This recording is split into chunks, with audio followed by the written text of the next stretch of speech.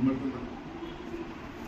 బయట మైక్ ఉంది కాబట్టి ఇక్కడ మైక్ బంద్ చేసి ఎందుకంటే వాళ్ళు వచ్చి మళ్ళీ మైక్ తగ్గించుకొని ఆటంకం వాళ్ళకి ఇబ్బంది లేకుండా మనకి ఇబ్బంది కాకుండా కొంచెం దేవుని వాక్యాన్ని ధ్యానిస్తాం. దేవుని బిడ్డలుగా జీవిస్తున్న మనము బాప్తిజం పొందుకొని రక్షణ పొందుకొని విశ్వాసంలో ముందుకు కొనసాగుతున్న మనము పరిశుద్ధాత్మని పొందుకొని ఉన్నామా లేదా? పొందుకున్నాం. ఏం క్రియలు పొందుకున్నాము అంటున్నాం, క్రియలు అక్కడ అవుతుంది. నాకు తెలుసు అక్కడ గురించి. కానీ కాబట్టి దేవుని బిడ్డలుగా జీవిస్తున్న మనము పరిశుద్ధాత్మ నడిపింపు అట్టి రీతిగానే పరిశుద్ధాత్మ మరొక మాట చెప్పాలి. ఫస్ట్ నడిపింపు, నెక్స్ట్ ట్రాక్లో ఉన్నాడు తమ్ముడు. ఫస్ట్ నడిపింపు, తర్వాత గద్దెంపు. కాబట్టి పరిశుద్ధాత్మ దేవుడు మనల్ని ఎప్పుడు ఆయన నడిపించేవాడే ఉన్నాడు. అట్టి రీతిగానే ఏ మార్గంలో నడుచుకుంటున్నామో ఆ మార్గంలో మనని సరైన మార్గంలో నడిపించడానికి ఆయన గద్దిస్తూ మనని సరైన త్రోవలో నడిపిస్తాడు. కాబట్టి అనుభవంలో మనము ఉండాలి అని చెప్పడం కాదు, కానీ ప్రతిదినము మనము నడుచుకోవాలి. ప్రతిదినము ఇంట్లో అమ్మంటే అన్నం పెడతారు. అవునా? భార్యల గురించి నాకు తెలియదు, కానీ అమ్మాయితే అన్నము పెడతారు, తప్పక అన్నం పెడతారు. అట్టి రీతిగానే ప్రతిదినము పరిశుద్ధాత్మతోనే నడిపింపబడుతున్నప్పుడు ప్రతిదినము మనని ఆయన గైడ్ చేస్తూ ఉంటాడు. సరైన త్రోవలో నడుచుకుంటున్నా లేదా అని మనని గద్దిస్తూ ఆయన నడిపిస్తూ ఉంటాడు. కాబట్టి మన జీవితాల్లో మనం చూసుకున్నట్లయితే పరిశుద్ధాత్మ గద్దింపులో ఉన్నామా, నడిపింపులో ఉన్నామా? లేకపోతే కనుక పరిశుద్ధాత్మ అని మనము ఊహాగానాలతో మనం నడుచుకుంటూ అదే పరిశుద్ధాత్మ దేవుడేమో అని అనుకుంటున్నామా అన్న క్లారిటీ మనకి ఉండాలి. ఎందుకంటే ఎంతోమంది ఆయన నామంలో అబద్ధ ప్రవక్తలు వచ్చినారు అని బైబిల్ ముందుగానే మనం హెచ్చరించి ఉన్నది. కాబట్టి ముందుగానే హెచ్చరించి ఉండగా ప్రతిదినము మనము వాక్యముతోని ప్రార్థనలో సావాసంతో ఉన్నప్పుడు పరిశుద్ధాత్మ దేవుడు మన ప్రతిదినము ఆయన మనల్ని నడిపిస్తాడు. ఈ సావాసం మనకు లేనప్పుడు మరొక బ్రహ్మపరిచే ఆత్మ అని పిలవచ్చు. దాన్ని వాడు మనల్ని నడిపిస్తాడు. వాడు కూడా పరిశుధాత్మ లాగానే ఇమిటేట్ చేస్తాడు అనమాట. నేను కూడా పరిశుధాత్ముడిని అని వాడిని నిరూపించుకుంటున్నాడు. అని ఆత్మ ఫలాలు పొందుకున్న మనము, దేవుని ప్రేమలో నిలిచి ఉన్న మనము, ఎవరు పరిశుద్ధాత్మ దేవుడు సరైన మార్గంలో నడిపిస్తున్నాడా, నేను త్రోవ తప్పిపోతున్నప్పుడు నన్ను సరిదిద్దుతున్నాడా, నన్ను హెచ్చరిస్తున్నాడా, నన్ను గద్దిస్తున్నాడా అని మనం ప్రతిదినము మనము మనకు అనుగ్రహింపబడిన రక్షణలో ఈ ఆధ్యాత్మికమైన జీవితంలో మనల్ని మనం సరిచూసుకునే వారిగా మనం గల్తీలు రాసిన పత్రికకి వెళ్దాం. గల్తీలు రాసిన పత్రిక 5వ అధ్యాయము 16వ వాక్యము చదువు.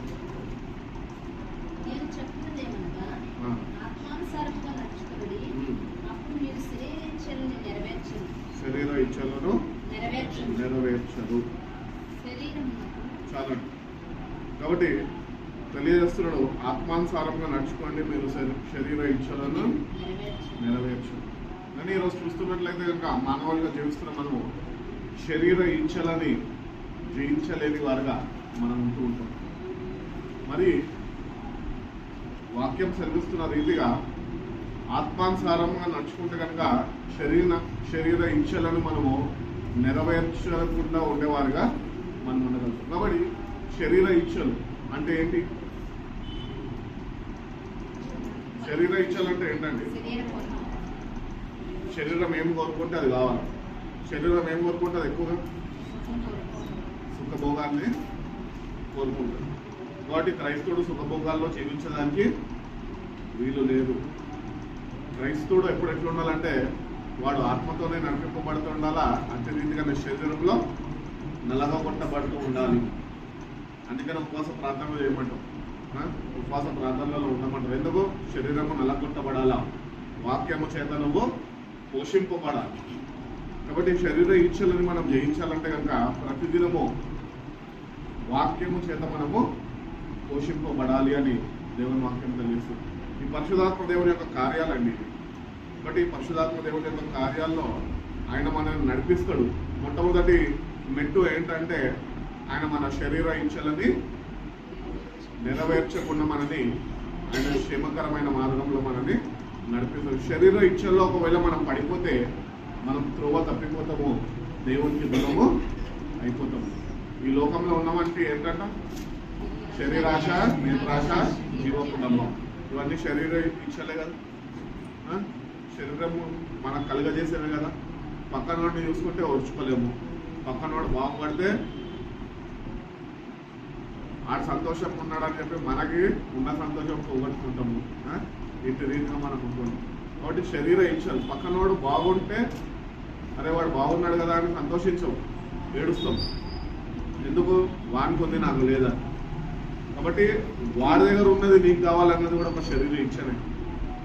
కాబట్టి ఈ శరీర ఇచ్చని నీలో ఉండనీయకుండా నువ్వు సరిగా నిన్ను నువ్వు చూసుకోవాలి. అటు రీతిగానే నువ్వు ఆత్మచేత నడిపింపబడాలి. ఆయన నిన్ను ఒక సరైన త్రోవలో నడిపిస్తాడు. నువ్వు నిజంగా పరిశుధాత్మ దేవునితో నడిపింపబడుతుంటే కనుక శరీర ఇచ్చలు అనేవి నీలో ఉండవు. కాబట్టి శరీర ఇచ్చలు అనేవి మనలో ఉండడానికి వీలు లేదు అని దేవుని వాక్యం చదివిస్తుంది. కాబట్టి శరీర ఇచ్చలు ఏం చేస్తాయి అంటే మన దేవునికి దూరంగా మనని తీసుకొని వెళ్ళిపోతాయి, దేవునికి దూరంగా మనని జీవింపజేస్తాయి. కాబట్టి శరీర ఇచ్చలని మనం తప్పుకున్నప్పుడే, శరీర కోరికలను మనం ఎప్పుడైతే చంపుకున్నప్పుడే అప్పుడు ఆత్మానుసారంగా మనం నడుచుకునే వారమై ఉండగలుగుతాం. కాబట్టి పరిశుధాత్మ దేవుడు మొట్టమొదటిగా నీ శరీర ఇచ్చల మీద నువ్వు శ్రద్ధ వహించి ఆయన గద్దుపుకి లోబడి ఆ ప్రకారం నడుచుకునే వాడిగా ఆయన నిన్ను బలపరిచి నడిపిస్తాడు. రెండోదిగా మనం చూసుకున్నట్లయితే యోహాను రాసిన సువార్త 14వ అధ్యాయము 24వ వాక్యము.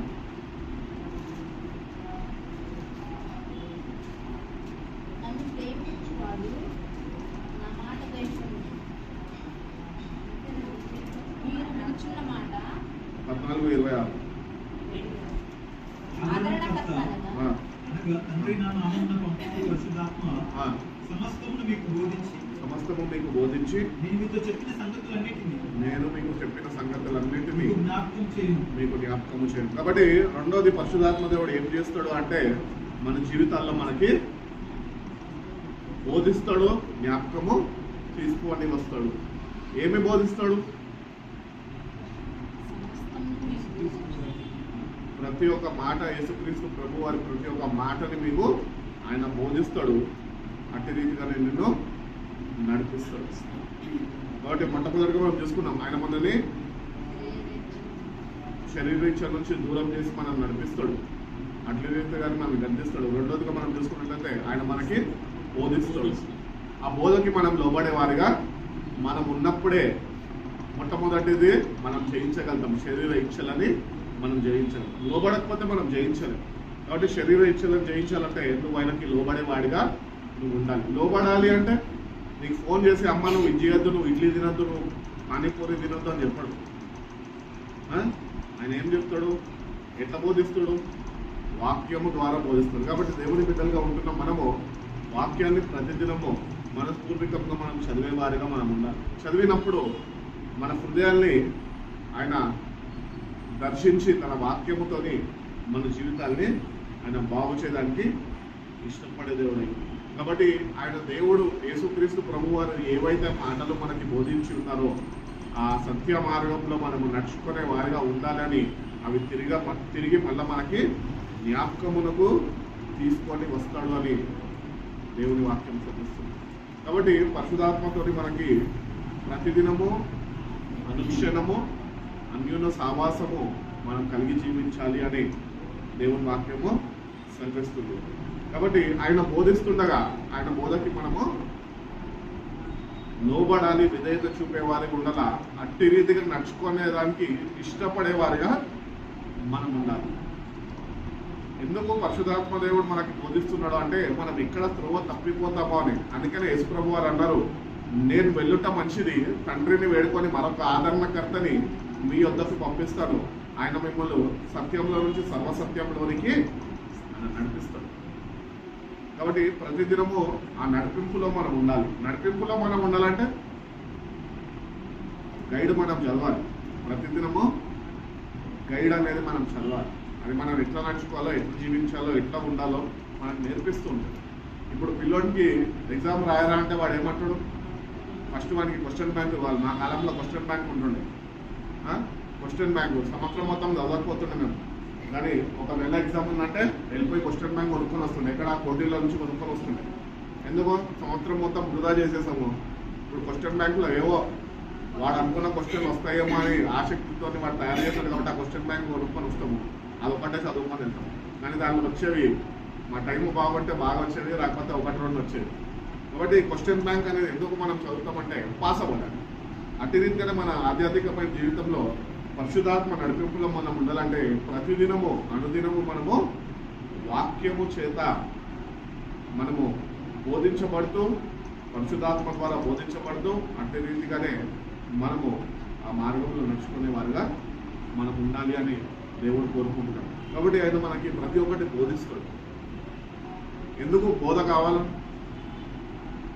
ఎందుకంటే మనకు సరైన జ్ఞానము లేదు కాబట్టి. ఇప్పుడు పెద్దవారి దగ్గరికి ఎందుకు వెళ్తాము? వాళ్ళ అడ్వైస్ తీసుకోవడానికి ఎందుకు వెళ్తాము? ఎందుకంటే వాళ్ళకి ఎక్స్పీరియన్స్ ఉంది కాబట్టి. అక్కడికి ఎక్స్పీరియన్స్ ఉంది కాబట్టి ముందుగానే చెప్తున్నారు. కాబట్టి పెద్దవారి దగ్గరికి ఎందుకు వెళ్తామంటే వాళ్ళు ముందుగానే లోకాన్ని చూసారు, ముందుగానే లోకంలో కష్టాలు అనుభవించారు, ముందుగానే వాళ్ళు మన వయసుని దాటి వెళ్ళిన వారు కనుక ఈ వయసులో ఎటువంటి కష్టాలు వస్తాయో అవన్నీ వాళ్ళు అనుభవించారు కనుక మనం వాళ్ళ దగ్గరికి వెళ్ళి వాళ్ళ దగ్గర నుంచి తెలుసుకుంటాం. అట్టి రీతిగానే మన ఆధ్యాత్మికమైన జీవితంలో ప్రతిదినము దేవుని దగ్గర వెళ్ళి, అనగా దేవుని వాక్యం చదువుతూ ధ్యానిస్తూ అట్టి రీతిగానే ఆ వాక్యమును సంపూర్ణ విశ్వాసం కనపరుస్తూ ప్రభువాని బోధకి నేను లోబడతాను, ప్రభా నీ పరిశుద్ధాత్మ సహాయం నాకు అనుగ్రహించు అన్నప్పుడు, ఆయన మీద ఆధారపడినప్పుడు ఆయన ఏం చేస్తాడంటే ఆయన మనకి బోధించే దేవుడు అయ్యింది. కాబట్టి ఏ మార్గంలో వెళ్తున్నాం? పరిశుద్ధాత్మ దేవుడు ఎట్లా అంటే నువ్వు సరైన మార్గంలో నడవకుండా కనుక ఆయన నిన్ను గర్తిస్తూ ఉంటాడు. బిడ్డ నువ్వు తప్పిపోతున్నావు, తప్పు త్రోవలో ఉన్నావు, నువ్వు జీవితాన్ని నువ్వు సరి చేసుకొని ఆయన మనల్ని ప్రతినిత్యము వెన్ను తడుతూ ఆయన మనం జ్ఞాపకం చేస్తూ ఉంటాడు. కాబట్టి ఆ బోధకి మనం లోబడి సరైన మార్గంలో మనం నడుచుకునే వారిగా మనం ఉండాలి. అదే విధంగా మనం చూసుకుంటే రోమిలకు రాసిన పత్రిక 8:26 చూస్తే ఆయన మన కొరకు మన బలహీనతను చూసి సహాయము చేయుచున్నాడు. ఎలాగనగా ఎలాగో ప్రార్థన చేయవలనో మనకు తెలియదు కానీ సత్యము కానీ మూలుగులతో ఆత్మ తానే మన పక్షంగా విజ్ఞాపన చేయుచున్నాడు. కాబట్టి పరిశుద్ధాత్మ దేవుడు 3వ కార్యము మన జీవితంలో చేసేది ఏంటంటే మన కొరకు విజ్ఞాపన చేస్తున్నాడు. మన కొరకు దేవుని దగ్గర ఎవరు ప్రార్థనలు చేస్తారండి? మన తల్లిదండ్రులు, మన శ్రేయాభిలాషులు, మనం ప్రేమించేవారు, మనవారు అని ఎవరైతే అనుకుంటారో మన మేలు కోరుకునే వాళ్ళు మన గురించి ప్రతినిత్యము దేవుని దగ్గర ప్రార్థించారు. నేను చాలాసార్లు మా హిందూ ఫ్రెండ్స్ దగ్గరికి వెళ్ళి వాళ్ళని కలిసినప్పుడు వాళ్ళు ఒకటే అనుకుంటారు, ఏమంటారంటే నా గురించి ప్రార్థన చేయాలి. నేను కూడా అంటే నా గురించి కూడా ప్రార్థన చేయాలి అంటే నేను ప్రార్థన చేస్తా, వాళ్ళు కూడా అక్కడ పోయి దేవుని దగ్గర మొక్కుకుంటారు అనమాట. ఫిలిప్ సంతోషంగా ఉండాలా, ఫిలిప్ క్షేమంగా ఉండాలా, సుఖభోగ్యాలు పోనీ ఆయన సంతోషంగా నడవాలని వాళ్ళు కూడా ప్రార్థన చేస్తారు. కానీ దేవుడు మనకిచ్చిన గొప్ప ఆధిక్యత ఏంటంటే మన పక్షాన ఆయననే మన కొరకు విజ్ఞాపన చేస్తున్నారు. కాబట్టి ఎవ్వరు చేయలేని గొప్ప భాగ్యము దేవుడు మనకి ఇచ్చినాడు. ఎవ్వరు మన పక్షాన చేసినా చేయకపోయినా పరిశుద్ధాత్మ దేవుడు అంట నీ పక్షాన నుండి నీ నిమిత్తము వ్యక్తిగతముగా నీ కొరకు ఆయన విజ్ఞాపన చేస్తున్నాడు. మనం ఏమి ప్రార్థన చేయాలో మనకు తెలియదంట. బైబిల్ చూస్తే ఎంత స్పష్టంగా ఉన్నదో. అంటే మన ప్రార్థనలు ఏమి వ్యర్థమైనవి, మన ప్రార్థనలు వ్యర్థమైనవి, దేవుని చిత్తానుసారమైనవి ఏమాత్రము కాదు. అందుకనే ఆదరణకర్త అయిన పరిశుద్ధాత్మని మన యుద్ధం పంపించున్నాడు. ఆయన మన నిమిత్తము ఆయన ప్రార్థన చేస్తుంది. మనం ఏమి ప్రార్థన చేయాలో మనకు తెలియదు, కానీ ఆయననే మన ప్రార్థనలు సరైన రీతిలో ఉండాలని మన పక్షాన నుండి విజ్ఞాపన చేస్తాం. కాబట్టి మన ప్రార్థనలు ఎట్లుండాలంటే పరిశుద్ధాత్మ నడిపింపు ద్వారా మనం ప్రార్థన చేయాలి. మన ప్రార్థనలు ఎట్లుంటే మనకు తెలుసు కదా, చెప్పక్కర్లేదు.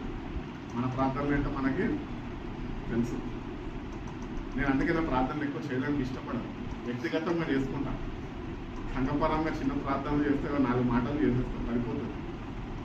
వ్యక్తిగతంగా చేసే ప్రార్థన వేరు, సమాజంతో కూడినప్పుడు చేసే ప్రార్థన వేరు. ఏ ప్రార్థన చేస్తున్నప్పటికీ నీ ప్రార్థనలో నువ్వు గుర్తించాల్సింది ఏంటంటే పరిశుద్ధాత్మ దేవుడు నీ పక్షాన నుండి నీ నిమిత్తము విజ్ఞాపన చేస్తుంది. కాబట్టి ఎవరినో చూసి మనం ప్రార్థన నేర్చుకోక్కర్లే, కానీ మనకు వచ్చి రాని మాటలతోనే మనం ప్రార్థన చేసేవారు అంటే ఆయన మన పక్షాన నుండి ప్రార్థన చేస్తే మన ప్రార్థనలో శక్తివంతమైన ప్రార్థనలుగా మన ప్రార్థన ఉంటుంది. కాబట్టి మన ప్రార్థనలు ఎట్లుండాలంటే శక్తివంతంగా ఉండాలి. ప్రార్థన చేసినప్పుడు ప్రార్థనలో సత్తా ఉండాలి. ఇప్పుడు సత్తా లేని సపిడి ప్రార్థనలు చేస్తారు చాలా మంది. ఇక్కడ భారతదేశంలో స్టార్ట్ చేస్తే ప్రపంచం మ్యాప్ మొత్తం నిలుపుకొని వస్తుంది. ఆ దేశాన్ని కాపాడు, వీళ్ళని కాపాడు, వాళ్ళని కాపాడు, ఆ దేశంలో యుద్ధం ఆపేసేయాలి. కానీ వీళ్ళ జీవితంలో యుద్ధం ఎప్పుడు ఆగదు. వీళ్ళ జీవితంలో యుద్ధం ఆగదు, కానీ బయట దేశంలో యుద్ధం ఆగదికి ప్రార్థనలు చేస్తున్నాం.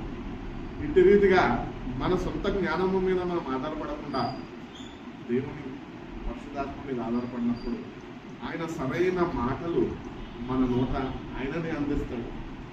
ఎటువంటి మాటలు అందిస్తాడంటే ఆయనకి చిత్తానుసారమైన మాటలు మనకు అందించి మన ద్వారా మనకు సహాయపడుతూ మన నిమిత్తం ఆయన ప్రార్థన చేస్తాం. ఇప్పుడు నేను వెళ్తానండి, నేను వెళ్ళి డైరెక్ట్గా అందరితో వెళ్ళిపోయి లైన్లో నుంచొని ముఖ్యమంత్రిని కలిసాను అనుకోండి, నేను కూడా అందరిలో ఒకరిని ఉంటాను. అదే నేను సపరేట్గా ఎవరిదైనా రెఫరెన్స్తో వెళ్ళినప్పుడు నాకు స్పెషల్ కేటగిరీ ఉంటుంది. అటు రీతిగానే మన జీవితాల్లో కూడా ఏదో వచ్చామో ఏదో ప్రార్థన చేసేసి మనకు కాదు. కంప్లీట్గా పరిశుద్ధాత్మ దేవుని మీద ఆధారపడినప్పుడు నీ ప్రార్థన నాకు కావాలయ్యా, నీ మాటలో నా నోటలు ఉంచయ్యా అని నువ్వు ప్రార్థన చేసినప్పుడు ఎట్టి రీతిగా అయితే రెఫరెన్స్తో వెళ్ళి నేను సీఎంతో డైరెక్ట్గా కలవగలుగుతారో, నాకు అంత ఇంపార్టెన్స్ ఇస్తాడో అట్టి రీతిగానే నీ ప్రార్థన కూడా దేవుడు ప్రాముఖ్యత అని ఇస్తాడు. కాబట్టి మనం చేస్తున్న ప్రార్థనలో దేవుడు శ్రద్ధ వహించాలి. దేవుడు చిత్తానుసారమైన ప్రార్థన మనము చేయడము నేర్చుకుంటాం. అందుకనే పరిశుద్ధాత్మతో నడిపింపబడినప్పుడు ఆయన మనం ఏ ప్రార్థన చేయాలా, ఏ సందర్భంలో ఏమి చేయాలా, ఎందుకు చేయాలా, గంట చేయాలా, 10 నిమిషాలు చేయాలా, 20 నిమిషాలు చేయాలా, అది ఆయన నీకు ఇస్తాడు. చాలా మంది అడుగుతూ ఉంటారు. ఫర్ ఎగ్జాంపుల్ అక్క చెప్తూ ఉంటాడు, ఎంతసేపు చేయాలి తమ్ముడా, నేను 2 గంటలు చేయమంట చేస్తావా, నువ్వు చేస్తావేమో మేము చచ్చిపోతాం ఇక్కడ. కాబట్టి పరిశుద్ధాత్మ దేవుని మీద ఆధారపడినప్పుడు ఆయన మనకి సమయోచితమైన జ్ఞానముతోని ఆయన నడిపిస్తాడు. ఏ విషయాలు ప్రార్థన చేయాలా, ఏ సమయంలో ఏ సందర్భంలో ఏమి ప్రార్థన చేయాలా ఆయన మనకు నేర్పిస్తూ. కాబట్టి ఆయననే మన పక్షాన నుండి మన నిమిత్తమైన ప్రార్థన చేస్తుండగా మనకు ఆయన లోబడినప్పుడు మన ప్రార్థన కూడా ఆయన దృష్టికి అంగీకారమైన ప్రార్థనగా ఆయన మన ప్రార్థనని మారడానికి ఆయన ఇష్టపడుతున్నాడు. అదేవిధంగా మనం చూసుకున్నట్లయితే యోహాను సువార్త 16వ అధ్యాయం 7వ వాక్యంలో చెప్తున్నాడు కదా, ఆయన మనని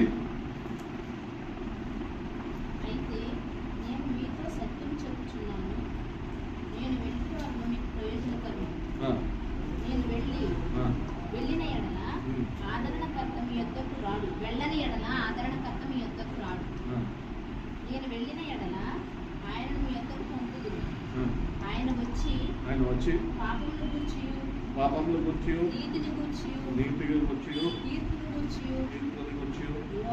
లోకమును ఒప్పుకొన చేయను. తీర్పుని గురించి లోకంలో ఒప్పుకోజేయను. లోకులు నా యందు విశ్వాసం ఉంచలేదు కనుక పాపమును గురించి నేను తండ్రి యొద్దకు వెళ్ళుట వలన మీరు ఇక నన్ను చూడరు కనుక నీతిని గురించి ఈ లోకాధికారి తీర్పు పొంది ఉన్నాడు కనుక తీర్పును గురించి ఒప్పుకొన చేయను. కాబట్టి పరిశుద్ధాత్మ దేవుడు 4వదిగా ఏం చేస్తాడంటే మనని ఆదరిస్తాడు, అటు రీతిగానే మన పాపాలని ఒప్పింపజేస్తాడు. దేవుని యొక్క తీర్పు ఒకటి ఉన్నదని మనకి ప్రతినిత్యము ఆయన జ్ఞాపకం చేస్తుంది. ఎందుకంటే మనిషి ఈరోజు బ్రతుకున్నాడు, వాడు ఎప్పుడు చచ్చిపోతాడో తెలియదు. మరుక్షణము మనది కాదు. నించొని మాట్లాడుతున్నా, ఇక్కడే కుప్ప కూలిపోతా, అది నా జీవితం, నాకు తెలుసు అది. కాబట్టి ఈ అల్పమైన ఈ జీవితంలో ఉంటున్న మనము పరిశుద్ధాత్మ దేవుని గద్దింపులో మనం నడుచుకుంటే కనుక ఆయన మనని పాపంలో ఒప్పింపజేస్తూ ఉంటాడు. అట్టి రీతిగానే ఏమంటున్నాడు, తీర్పుని, దేవుని యొక్క తీర్పు ఒకటి ఉన్నది అని మనకి జాగ్రత్త చెప్పుకుంటాడు. ఎందుకంటే ప్రతి ఒక్కరము ఈ యాత్రని ముగించుకున్నాక, ఈ లోకంలో జీవించినంత కాలం జీవించి ఈ లోకాన్ని విడిచిపెట్టి వెళ్ళినాక తీర్పు దినము అనేది ఒకటి ఉన్నది. దేవుని ఎదుట నిల్చోవాలి. దేవుని ఎదుట నిల్చొని నీ జీవితము నువ్వు ఎట్టి రీతిగా నువ్వు గడిపావో నువ్వు ఆయనకి లెక్క అప్పచెప్పాలి. కాబట్టి పరిశుద్ధాత్మ దేవుడు మనకు సహాయపడుతూ మన పాపాలని ఒప్పింపజేస్తూ ఉంటాడు. అట్టి రీతిగానే దేవుని యొక్క తీర్పుకి మనము లోను కాకుండా ఉండాలని మనని ప్రతినిత్యము తప్పించేవారుగా మనకు సహాయపడుతూ ఉంటాడు. కాబట్టి దేవుని తీర్పు నుంచి ఎవరు తప్పించబడలేరు అని బైబిల్ చెప్తుంది. కానీ ఎప్పుడైతే నువ్వు సంపూర్ణమైన మారు మనసు కలిగి ఒక పరిశుద్ధమైన జీవితము నువ్వు జీవిస్తుంటే కనుక నువ్వు తీర్పు నుంచి తప్పించబడి జీవంలోనికి నువ్వు ప్రవేశింపబడ్డావు అని వాక్యం చదివిస్తుంది. కాబట్టి తీర్పు నుంచి తప్పించబడే క్రైస్తవులుగా మనము ఉండాలి. దేవునితోనే తీర్పు తీర్చేవారిగా మనము ఉండాలి అని దేవుడు మనని ఏర్పరచుకున్నాడు. ఈ లోకాన్ని మనం తీర్పు తీర్చేవారిగా మనం ఉంటున్నాం. మనం ఇంట్లో ఒక పనివారి మీద పెద్దగా చెలాయించాలంటే ఎట్లుంటాం? ఎందుకు మన దగ్గర పనిచేస్తున్నాయి కాబట్టి మన ఇష్టం వచ్చినట్టు మనము మనం చెప్పిందే శాసిస్తాం, వాళ్ళు నోరిప్పని. అట్టి రీతిగానే దేవునితో తీర్పు తీర్చేవారిగా ఒకరోజు ఈ లోకాన్ని విడిచిపెట్టి ఒక ప్రత్యేకమైన జీవితం అయిన వరకు నువ్వు జీవిస్తే కనుక నువ్వు దేవునితో తీర్పు తీర్చేవాడిగా నిన్ను చేర్చుకుంటాడు. ఈ లోకాన్ని తీర్పు తీర్చేవాడిగా నిన్ను ఆయన సింహాసనము మీద నిన్ను కూర్చోబెట్టాడు. కాబట్టి ఇక్కడ పరిశుద్ధాత్మ దేవుడు మనకు తెలియజేస్తున్న మాటలు ఏంటి అంటే, ఆయన మనల్ని ఆదరిస్తాడు. నేను వెళ్ళుట మంచిది. ఎందుకు వెళ్ళుట మంచిది? మరొక ఆదరణకర్త మీ యొద్దకు వస్తాడు. కాబట్టి పరిశుద్ధాత్మ దేవుడు విశ్వాసులు ఎందరైతే దేవుని యొక్క సంపూర్ణ విశ్వాసం కలిగి జీవిస్తారో వాళ్ళని ఆయన ఏం చేస్తాడంటే మొట్టమొదటిగా ఆదరిస్తాడు. ఆదరణ మనుషుల వైపు చూడద్దు, దేవుని యొక్క నుంచి మనము పొందుకొని అనుభవించే వారిగా మనం ఉండాలి. కాబట్టి ఫస్ట్ ఆఫ్ ఆల్ మనల్ని ఆదరిస్తాడు. అటు రీతిగానే మన పాపాలు ఒప్పింపజేస్తాడు. అటు రీతిగానే దేవుని యొక్క న్యాయ తీర్పు ఒకటి ఉన్నది, అది మనకి ప్రతినిత్యము జ్ఞాపకం చేస్తాడు. ఎందుకు జ్ఞాపకం చేస్తాడు అంటే, ఒకరోజు నువ్వు తీర్పుకి గురైతవేమో అని తీర్పుకి గురి కాకుండా ఉండడానికి ఆయన నీకు సహాయపడుతూ, నిన్ను కాపాడుతూ, నిన్ను బలపరుస్తూ, నిన్ను నడిపిస్తూ. కాబట్టి నాలుగోదిగా మనం చూసుకున్నట్లయితే కనుక ఆయన మనని పాపాలు ఒప్పింపజేస్తాడు. దేవుని యొక్క న్యాయ తీర్పుని మనకి జ్ఞాపకం చేస్తూ ఉంటాడు. అదేవిధంగా మనం చూసుకుంటే తెస్సలోనికీయులకు రాసిన 2వ పత్రిక 2వ అధ్యాయము 13వ వాక్యం చూడండి.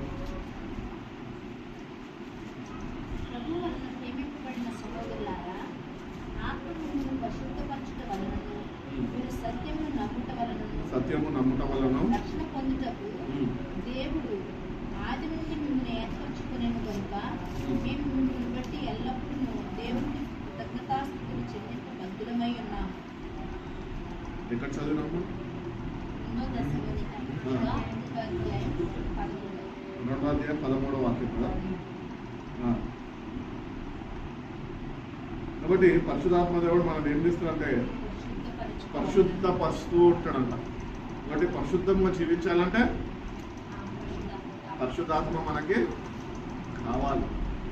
పరిశుద్ధాత్మ మనలో నివసించాలి. ఆయన మనలో నివసించినప్పుడే మనం పరిశుద్ధంగా జీవించగలం. అందుకని వాక్యం సెలవిస్తుంది ఏంటంటే, పరిశుద్ధత లేకుండా దేవుని ఎవరు చూడలేరు. కాబట్టి ఈ వాక్యాన్ని మనం ఆధారం చేసుకుంటే కనుక దేవుడిని చూడాలన్నా కూడా పరిశుద్ధాత్మ నీకు కావాలి. పరిశుద్ధాత్మని కలిగి నువ్వు జీవించాలి. కాబట్టి అది మనం పరిశుద్ధపరుస్తూ ఉంటుంది. కాబట్టి పరిశుద్ధాత్మ దేవుడిని మనం ప్రతినిత్యం పరిశుద్ధపరిచయ్యా, మమ్మల్ని నీ పరిశుద్ధత మాకు అనుగ్రహించయ్యా, మాకు పొందుకొని కృపణీయ్యా అని మనము ఆయన యుద్ధ నుంచి పొందుకొని ఆ పరిశుద్ధమైన జీవితంలో మనము నడుచుకునే వారుగా మనం ఉండాలి. అదేవిధంగా మనం చూసుకున్నట్లయితే 6వదిగా అపోస్తుల కార్యాలు 1వ అధ్యాయం 8వ వాక్యం చూడండి.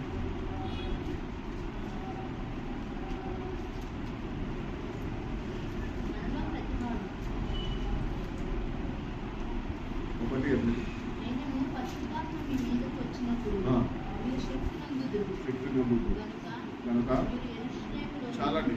కాబట్టి పరిశుద్ధాత్మ మన మీదకి వచ్చినప్పుడు మనం ఏమవుతామంట? శక్తిని పొందుకుంటాం. శక్తి కావాలి కదా. ఇది ఏం శక్తి గురించి దేవుడు మాట్లాడుతున్నాడు? ఆధ్యాత్మికమైన శక్తి, ఆత్మానుసారమైన శక్తి, దైవిక శక్తి గురించి ఆయన మాట్లాడుతున్నాడు. కాబట్టి ఆయన మనని ప్రతినిత్యము తన శక్తితో నింపాలని ఆయన ఇష్టపడుతుంది. కాబట్టి ఎప్పుడైతే మీ మీదకి పరిశుద్ధాత్మ దిగి వస్తారో అప్పుడు మీ శక్తిని పొందుకుంటారు. కాబట్టి మనం బలహీన పరిస్థితుల్లో దేవుడికి తెలుసు. ఏ పరిస్థితుల్లో మనం బలహీన పడిపోయి ఉన్నామో, ఏ పరిస్థితుల్లో మనని బంధించేస్తున్నాయో దేవుడికి తెలుసు. అక్కడ మనం ఏమి వేడుకోవాలంటే దేవుడిని, ప్రభా నీ శక్తిని నాకు అనుగ్రహించు అని మనం ఎప్పుడైతే దేవుణ్ణి వేడుకుంటామో, ఆయన సహాయం కొరకు ఎదురు చూస్తామో, ఆయన సన్నిధిలో వేచి ఉంటామో, అప్పుడు పరిశుద్ధాత్మ దేవుడు మన మీద దిగి వచ్చినప్పుడు ఆయన శక్తిని మనకి అనుగ్రహిస్తాడు. ఎట్టి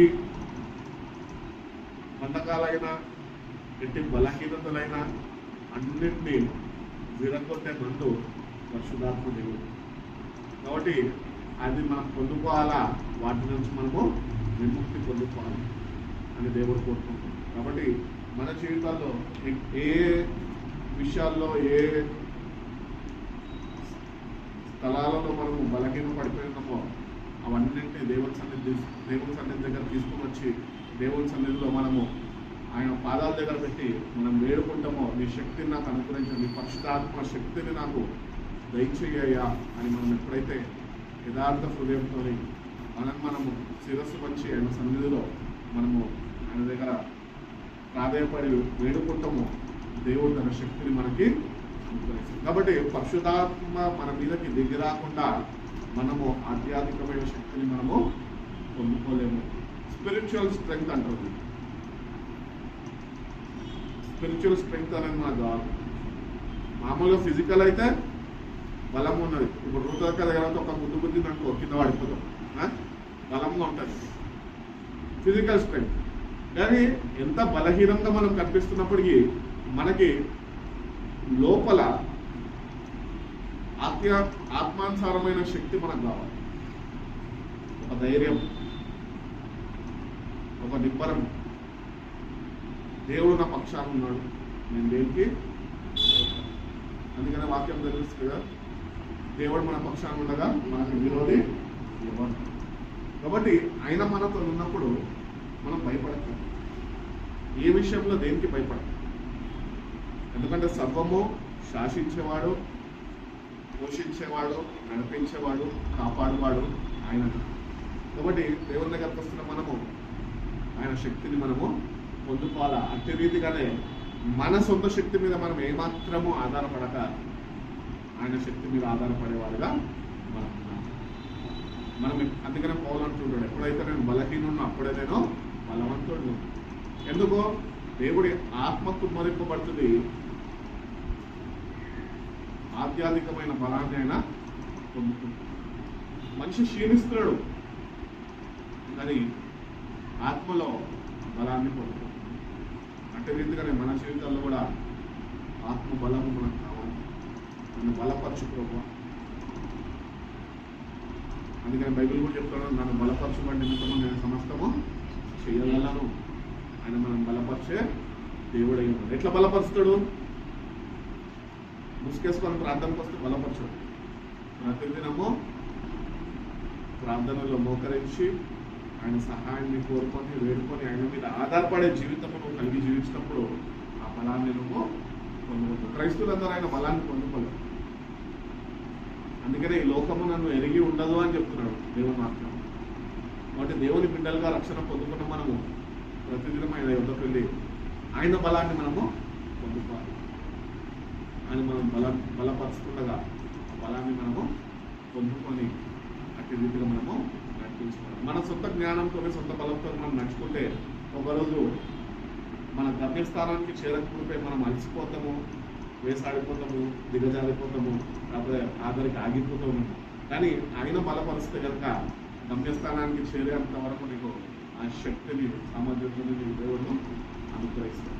కాబట్టి పరిశుద్ధాత్మ మీ మీద వచ్చినప్పుడు మీరు శక్తిని పొందుకుంటారు. అదేవిధంగా మనం చూసుకున్నట్లయితే యోహాను సువార్త 16వ అధ్యాయం 3వ వాక్యం ఒకసారి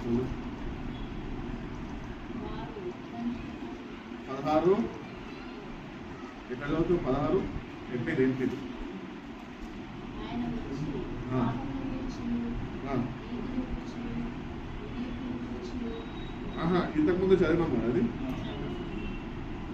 16-13 చదువు.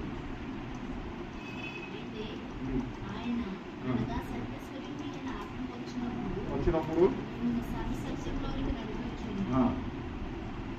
సర్వసత్యంలోనికి మిమ్మల్ని నడిపించు. దాని తర్వాత ఆయన తనంతట తానే ఏమీ బోధింపక, ఆయన తనంతటా తానే ఏమీ బోధింపక వేటిని వినునో వాటిని బోధించి సంభవింపబోవు సంగతులను మీకు తెలియజేయును. జరగబోయే సంగతులన్నింటినీ మీకు తెలియజేయదు. కాబట్టి దేవుడు అంటున్నాడు, ఈ సత్యస్వరూపి అయిన పరిశుద్ధాత్మ దేవుడు అంట మనల్ని సత్యంలో నుంచి సర్వసత్యంలోనికి నడిపిస్తాడు. ఈ ఆత్మానుసారులు ఎవరు అంటే సత్యం ఎరిగిన వారు సర్వసత్యంలో నడిపింపబడి జీవిస్తున్నవారు.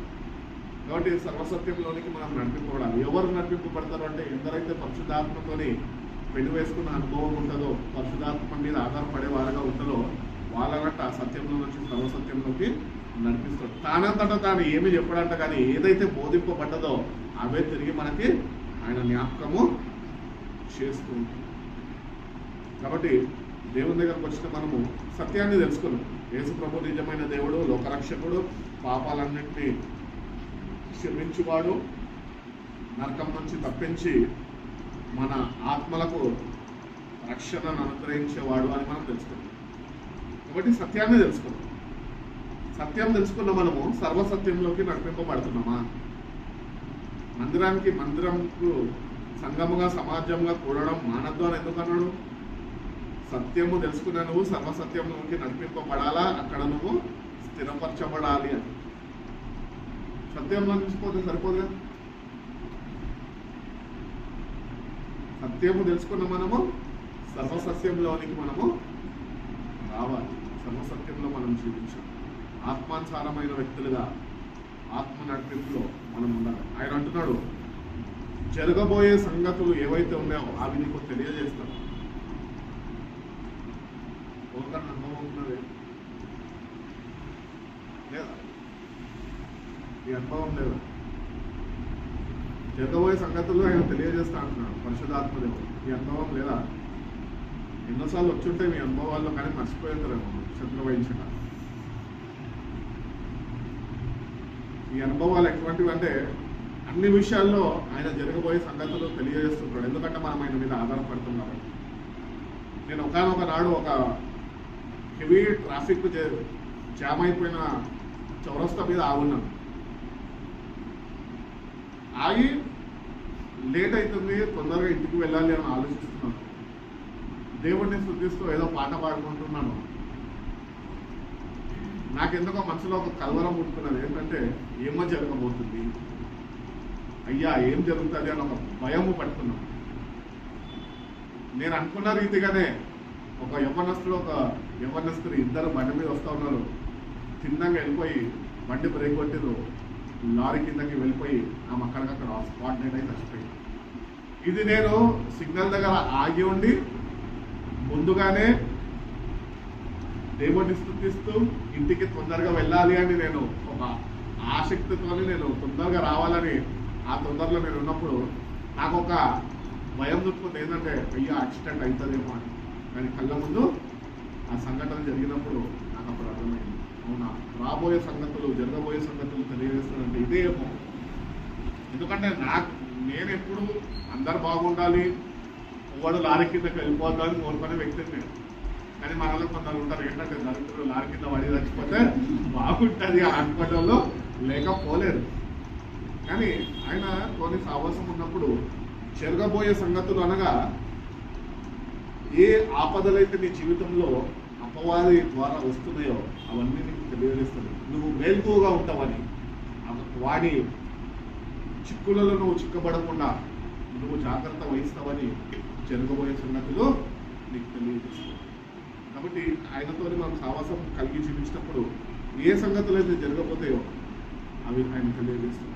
నేను ఇటు రీతిగానే ఒక దగ్గర ఒక డిబేట్ వింటూ ఉన్నప్పుడు ఆ డిబేట్లో ఒక హైందవుడు దేవుడిని ఎరిగినవాడే మరి హిందూ మతంలో ఉన్నవాడు బైబిల్ అంతా స్పష్టంగా చదివాడు. ఆయన వాక్యాన్ని చదివి ఆయన నన్ను ప్రశ్నిస్తూ వచ్చాడు ఎదుటి వ్యక్తిని. ఏమనంటే, పరిశుద్ధాత్మ దేవుడు జరగబోయే సంగతులు మీకు చెప్తాడు కనుక కరోనా వైరస్ వస్తుందని మీకు ముందుగానే చెప్పలేదా? మీరు ఆత్మ నడిపింపులో లేరా అని. మరి దానికి జవాబు బోధిస్తున్నాం మేమే ఏమి. ఆయన ఏం చెప్తున్నాడు వాక్యంలో? జరగబోయే సంగతులు మీతోని చెప్తాడు. మరి అంటే సావాసం ఉన్నప్పుడు కదా ఆయన చెప్పేది. అంటే సావాసం లేనప్పుడు ఎందుకు చెప్తాడు? చెప్తాడు. అందుకనే మన సావాసం ఆయనతో ఎట్లున్నది? ఆయన నీకు చెప్తా ఉన్న విషయాలలో నువ్వు శ్రద్ధ వహించి ఆయనకి అంత సమీపంలో జీవిస్తున్నావా?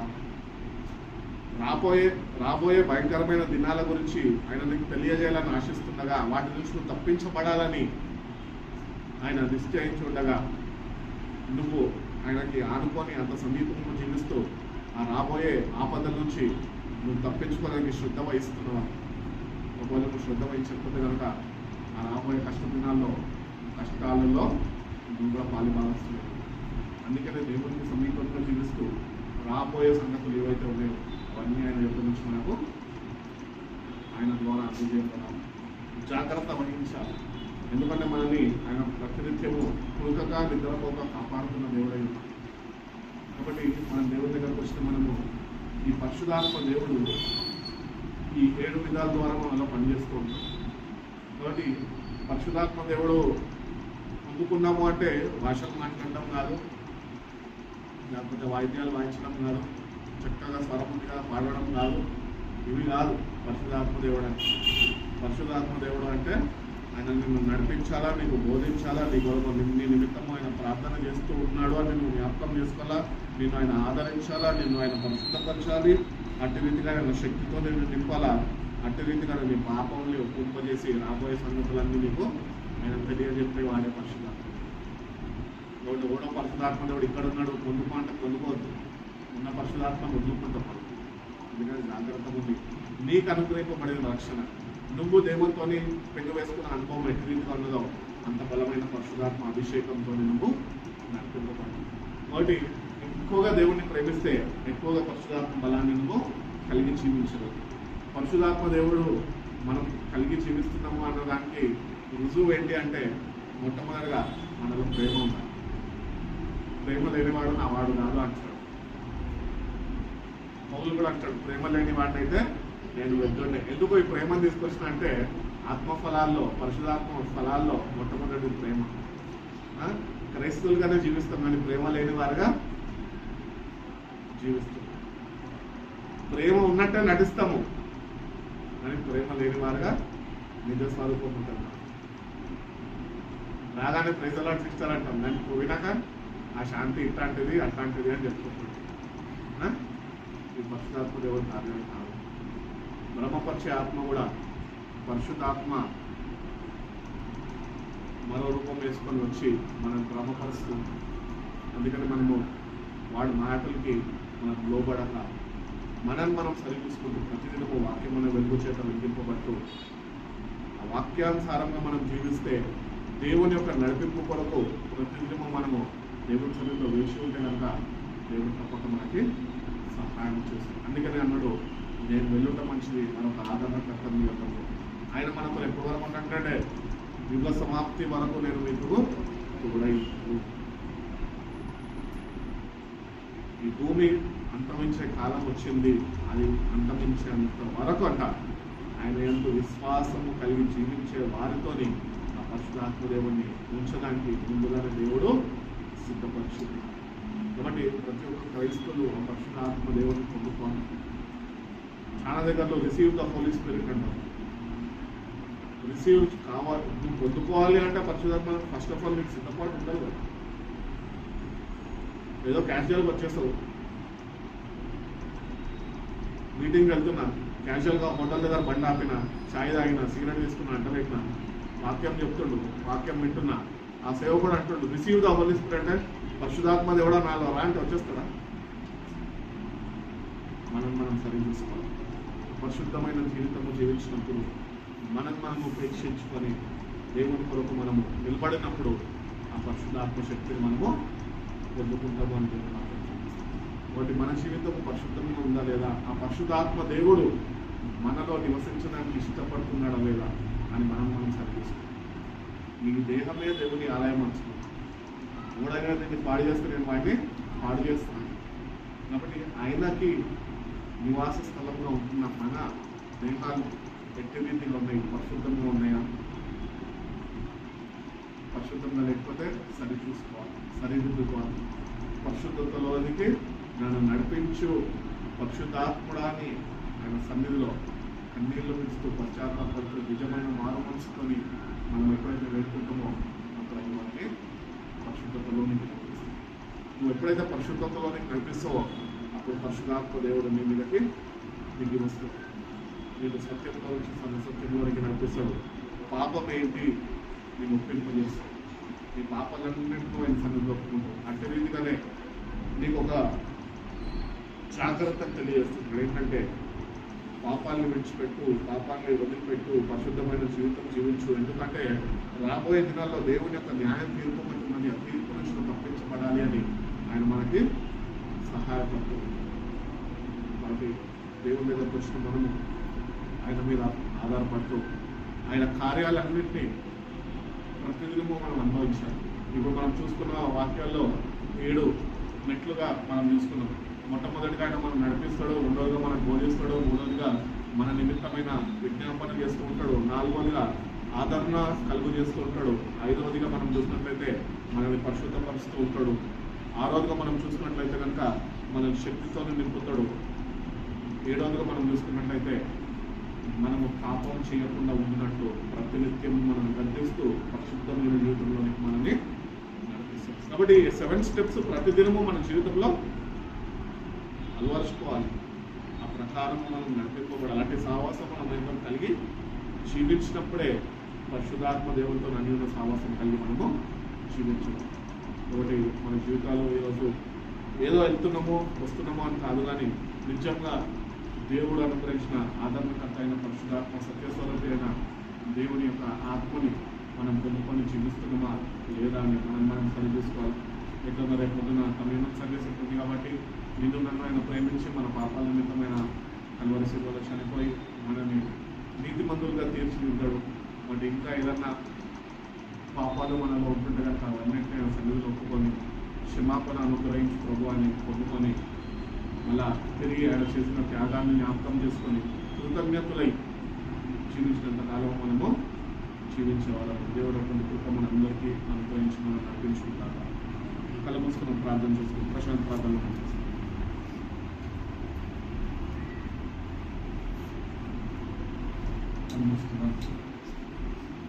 దేవుడి ఇంతవరకు మనకు మాట్లాడిన రీతిగా ఈ సమయంలో ఈ రాత్రికాల సమయంలో ప్రత్యేకంగా ఆయన యొక్క సహాయాన్ని మనం కోరుదాం.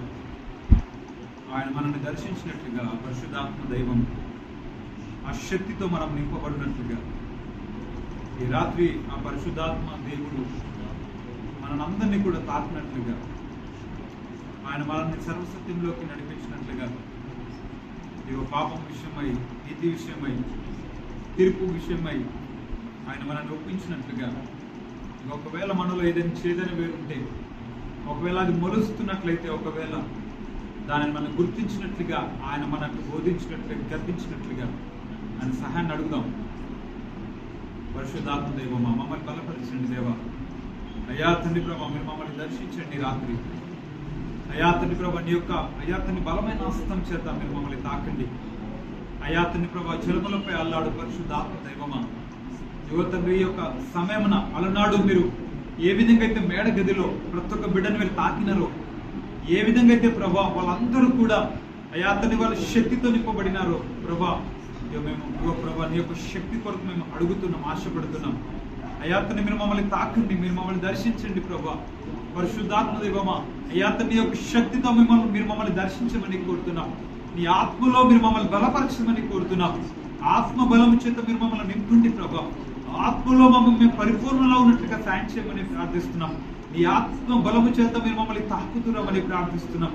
శరీర క్రియలు నశించినట్లుగా, శరీర క్రియలు కోరికలు నశించినట్లుగా, ఆత్మ కార్యములు మా జీవితంలో జరుగునట్లుగా, ఆత్మ ప్రత్యక్షతలు మేము చూసినట్లుగా, అయా తాకిడి మేము అనుభవించినట్లుగా, ఆత్మ నడిపింపు మా జీవితంలో మేము చూచినట్లుగా తండ్రి యొక్క ఈ రాత్రికాల సమయమున ఓ పరిశుద్ధాత్మ దైవమా, యువతని మమ్మల్ని మేము అధికారానికి మేము అప్పచెప్తున్నాము ప్రభా. నీ ఎదుట మేము లోపడుతున్నాము ప్రభా. మమ్మల్ని దర్శించండి ప్రభా. అయాతని మమ్మల్ని దర్శించండి ప్రభా. మాలో ఏదైనా ప్రభా మీకు ఆయాసకరమైన ఉండుంటే అయాతని ఆ మార్గములు మేము గుర్తించడానికి తగిన జ్ఞానమును మీరు మాకు అనుగ్రహించండి, తగిన ఆలోచనలు మీరు మాకు అనుగ్రహించండి ప్రభా. మా కొరకు విజ్ఞాపన చేయించున్నవాడ అయా, మా కొరకు ప్రతిదినము అయాతని ప్రభా ప్రార్థిస్తున్నవాడ, మా పక్షమున విజ్ఞాపన చేస్తున్నవాడ అయా మమ్మల్ని కనికరించండి, మా బలహీనతలను క్షమించండి దేవా. అయా యెహోవా, అయా తండ్రి దేవా, అయా మమ్మల్ని పరిశుద్ధపరచువాడా, ఓ పరిశుద్ధాత్మ దైవమా, మీరు మమ్మల్ని కనికరించండి, అయా మమ్మల్ని దర్శించండి ప్రభా.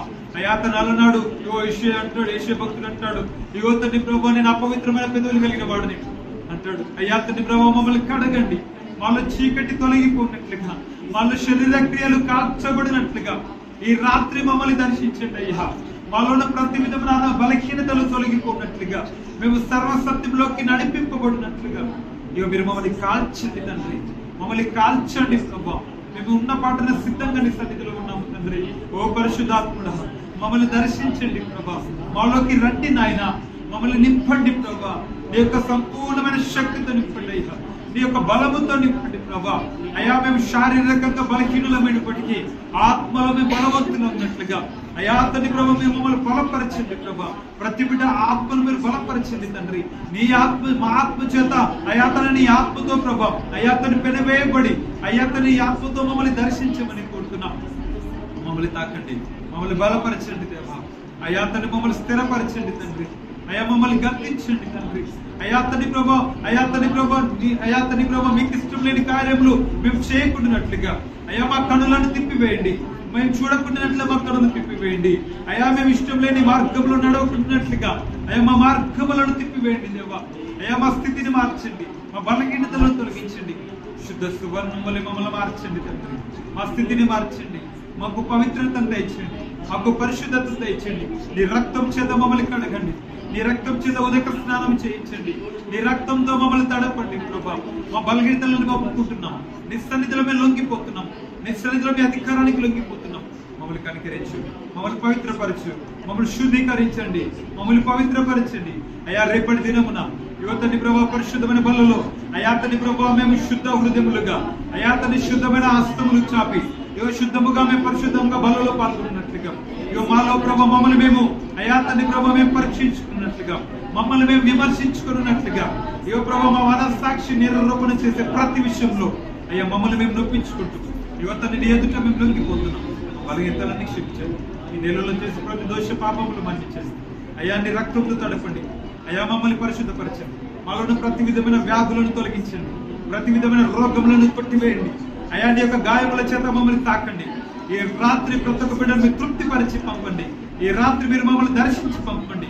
ఈ రాత్రి మమ్మల్ని బలపరిచి పంపి ఈ రాత్రి ప్రతి ఒక్క బిడ్డపై నీ ఆత్మ నుంచి నీ హస్తమును చాపి అయ్యా మీరు బలపరచమని నరాల్లో ప్రభా నీ రక్తమును ప్రవహింపజేసి నీ ఆత్మశక్తితో నింపి నీ అగ్ని అభిషేకం చేత ప్రతి ఒక్క బిడ్డని తాకి తండ్రి నీ సన్నిధిలో అయా సంపూర్ణమైన విమోచనముతో, విడుదలతో, అయా శక్తితో, బలముతో, ఆరోగ్యముతో, స్వస్థతతో, విడుదలతో, విమోచనముతో రాత్రి పెద్ద బిడ్డను మీరు పంపుతున్నామని యువతని పరిశుద్ధాత్మ దైవమా మమ్మల్ని నీ చేతులు పెడుతూ మాతో మాపై మాలో ఉండి మమ్మల్ని నడిపించమని, మమ్మల్ని సిద్ధపరచమని ఈ రాత్రి మమ్మల్ని మా కుటుంబాలను మా సంఘాన్ని చేతులు పెడుతూ ఇంతవరకు మాతో మాట్లాడినందుకు కృతజ్ఞతాస్తుతులు చెల్లిస్తూ నజరుడనేస్తున్నాము ఈ ప్రార్థన పెట్టుకొని సమర్పిస్తున్న మా ప్రేమ తండ్రి.